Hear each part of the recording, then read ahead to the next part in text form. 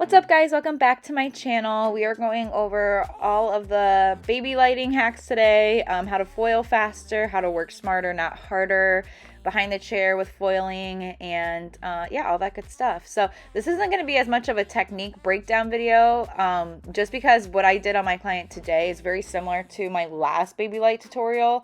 I did a few different things just because everyone's a little bit different for every technique that I do. So I'll kind of walk you guys through that. But if you want a full breakdown video on baby lighting technique wise, then I'm going to link my recent tutorial down below.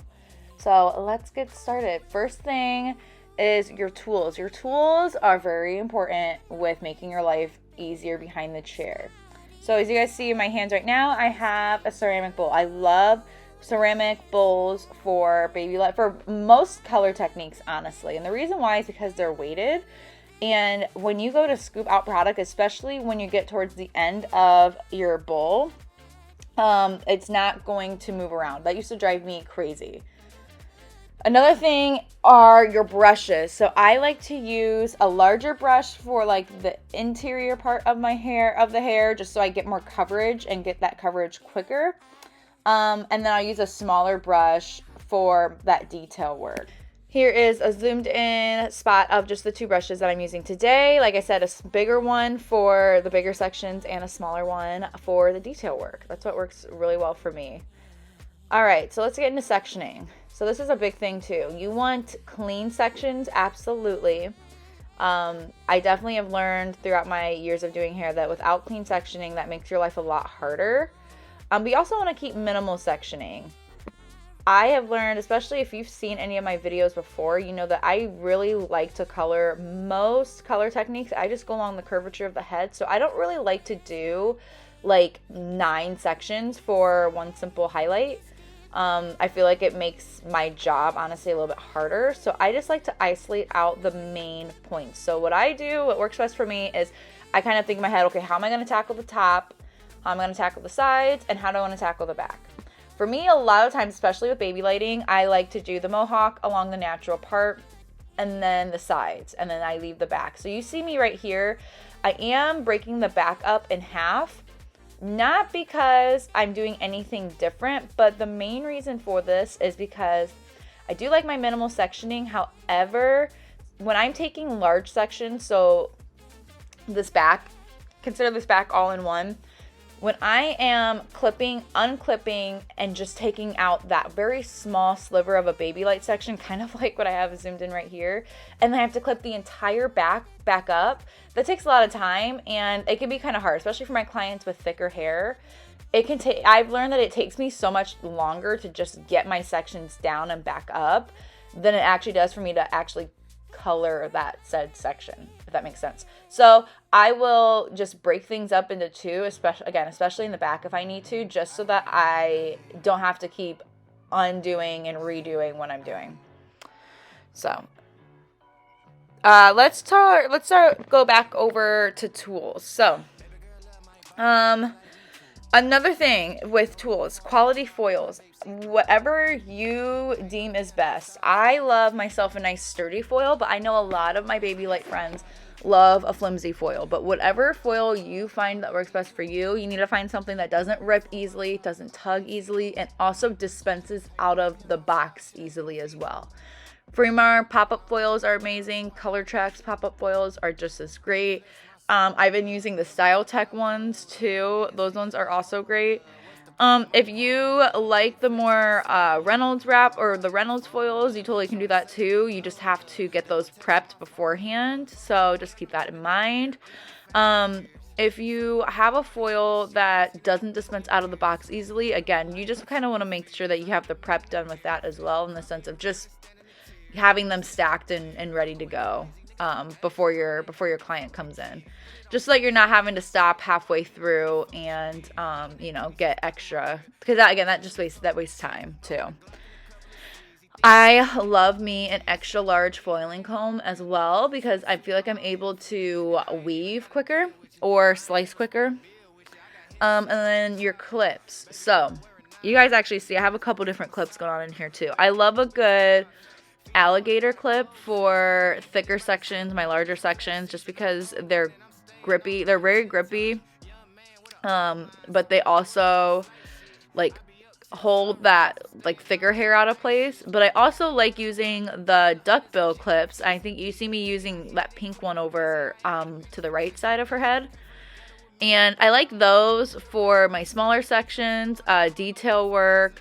I also really like the small metal clips. I've been using those sometimes too. I like those for extensions just because those keep the mini, like those little hairs, they really keep them out of place. And I also like using those sometimes for like face framing areas too. If the face framing has like a lot of baby hairs, or if I'm just getting really in there. More duckbill or just like the straight bill clips for smaller, finer hair as well. And then the gator clips for like larger sections or for thicker hair. A foiling board. I love a foiling board. I can't live without it. I have been using a foiling board since I got out of school.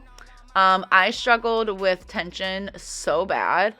Now that as you guys see, I'm like pretty high up and I have quite a few foils stacked up. So I'm not using one right now just because I don't need one, but you'll see me using one very quickly. I cannot live without one. It helps you get very consistent saturation and tension for every single section. Again, if you like here, you don't necessarily need one. You don't need one for all of your sections, but especially for detail work or your first few foils or in the back, especially. I swear that cut my foiling time, maybe not in half, but by a significant amount. And then your product. So whatever lightener mixture you're using, make sure that you have it mixed to a decent consistency. With that, you also really should have a scale because of that then too, because then when you're using a scale and you're mixing it to the consistency that your lightener recommends and the manufacturer recommends, one, you're keeping it consistent and you're using, sorry if you hear my dog scratching at the door.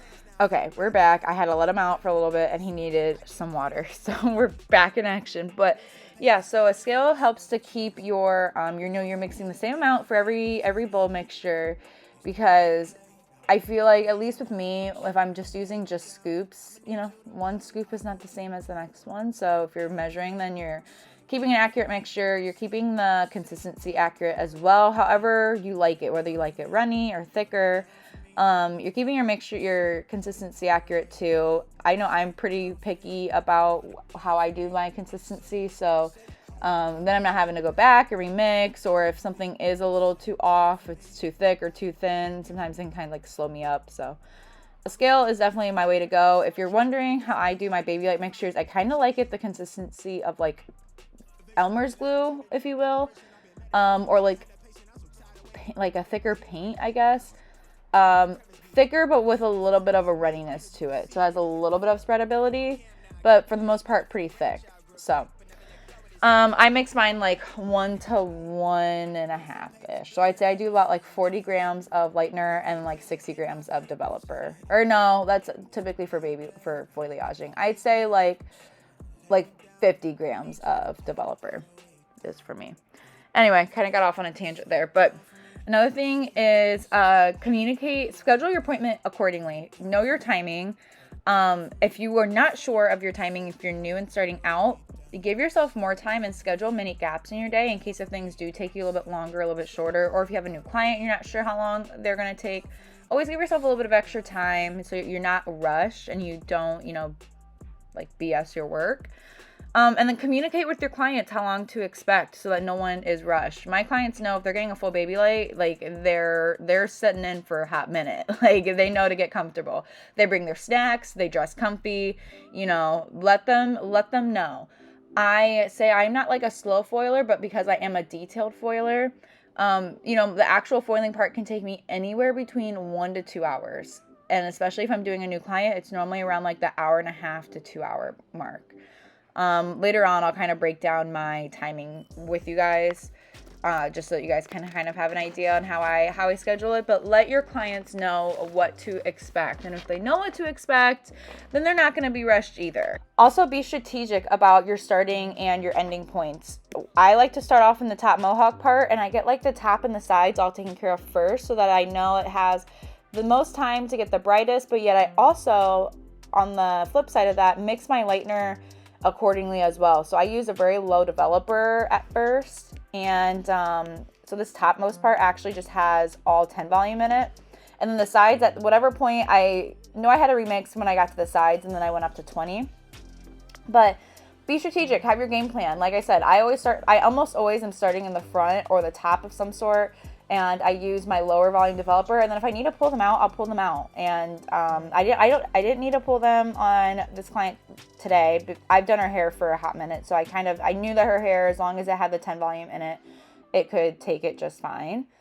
And then I will do the back last, because if I need to use my hair dryer or put her under like the lamp to kind of encourage that heat a little bit more, I'd rather do that in the back where the hair is a little bit stronger than the front anyway. Here's another tip. As you guys see, actually, I did not overfold my foils. I literally just sandwiched them, and then you saw me just right there flipping those up when I went to the sides to get them out of the way. Doing where you're folding them, each foil 5 different times for each section, definitely wastes a lot of unnecessary time. So if you need to get them out of the way, if you need to fold them out of your client's face, or what have you, then, do it when it makes the most sense. When I do that whole mohawk, I just wait until I'm all done, and then I flip them all up together. And then as you see me doing the sides, again, I'm not even foiling them out of her face too much right now. When I'm finished with all of her foils, before she goes to sit, I'll fold those frontmost ones out of her face if it seems like it's kind of covering it a little bit.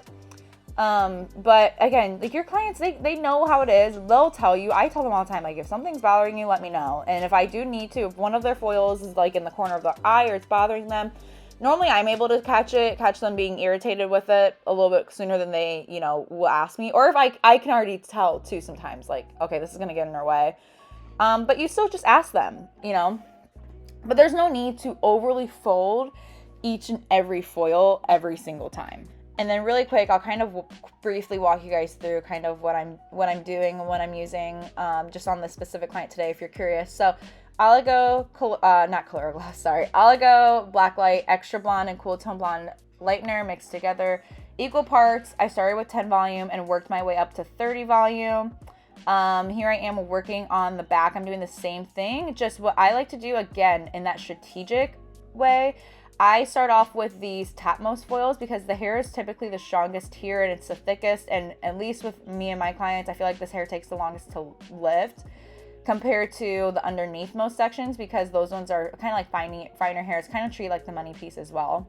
So I will work until I get to like the halfway point, and then I go all the way to the underneath and I meet it up. I don't know why. I feel like I like to do that a lot because that's kind of how I do my mohawk as well.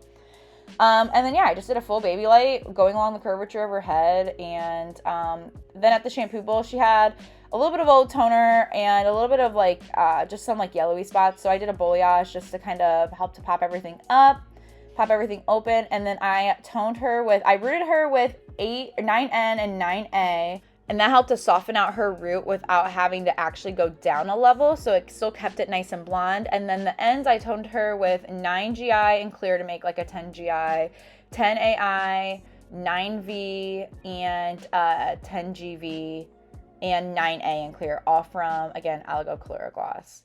So that was pretty much the lowdown of how I did my client's hair. Here's her after. Super pretty. All right, and then let's kind of do a little breakdown of my timing and kind of how I plan my full baby lights. So I book out anywhere between 3.5 to 4 hours. I booked out 4 hours for this client because she's got pretty thick hair. So I knew I needed a little bit of extra time to foil it. So foiling takes me anywhere from 1 to 2 hours. The processing time takes anywhere between 30 to 45 minutes. My time at the bowl can literally take anywhere from 15 minutes to 45 minutes, depending on if I'm just toning or if I'm doing a root tap or what have you. And then finishing takes anywhere from 30 to 60 minutes as well. If we're doing like a cut, how long does it take me to blow dry her?